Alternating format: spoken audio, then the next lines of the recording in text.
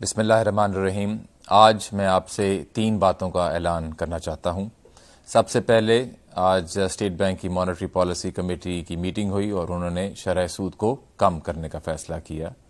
دوسری بات، آج اسٹیٹ بینک ایک نئی اسکیم اناؤنس کر رہا ہے جس کے تحت جو بھی صنعت کار ایک نئی انڈسٹری لگائے گا اس کو 7% پہ 10 سال کے لیے قرضہ ملے گا۔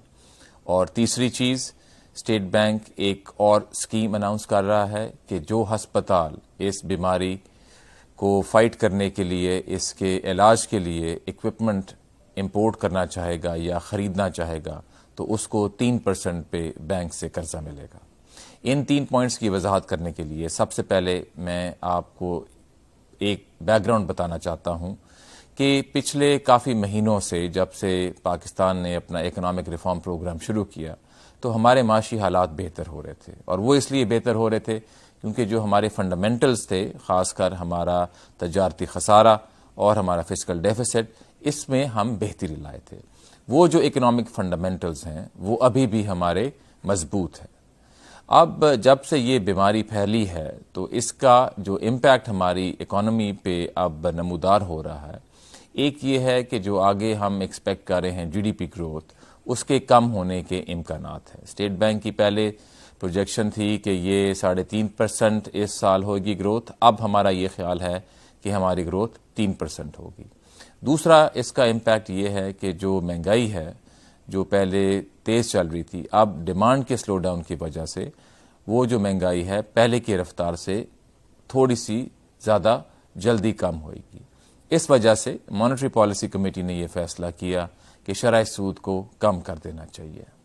دوسری چیز، اس بیماری کی وجہ سے لوگوں میں اب تھوڑی سی پریشانی آ گئی ہے اور انسرٹنٹی آ گئی ہے۔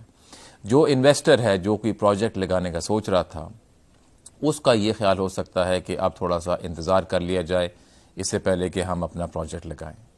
اس کو ایڈریس کرنے کے لیے اسٹیٹ بینک جو آج اسکیم اناؤنس کر رہا ہے وہ یہ ہے کہ کوئی نیا پروجیکٹ اگر لگے گا، 1 سال کے اندر اگر اس کی پلانٹ اور مشینری کے لیے ایل سی کھلتی ہے تو اس کے لیے بینکس اس کو 7% پہ فائنینسنگ دیں گے، اور یہ فائنینسنگ اسٹیٹ بینک ری فائنینس کرے گا۔ تو 1 سال کے لیے اگر کوئی پروجیکٹ لگائے گا، اس وقفے میں ایل سی کھولے گا تو 7% قرضے پہ 7% شرح سود پہ ان کو قرضہ ملے گا۔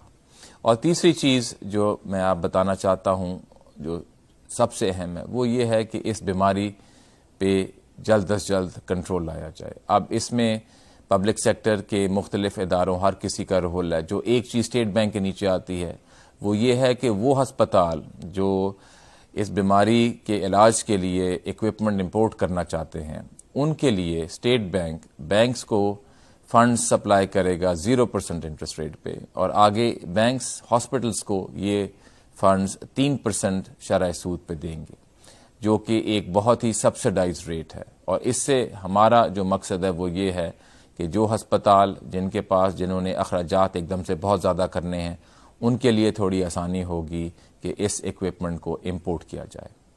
آخر میں یہ کہنا چاہوں گا کہ کورونا وائرس کی وجہ سے مارکیٹس میں انسرٹنٹی ہے۔ اسٹیٹ بینک مارکیٹس کو بہت کلوزلی دیکھ رہا ہے، جیسا کہ ہم نے اناؤنس بھی کیا ہے پہلے۔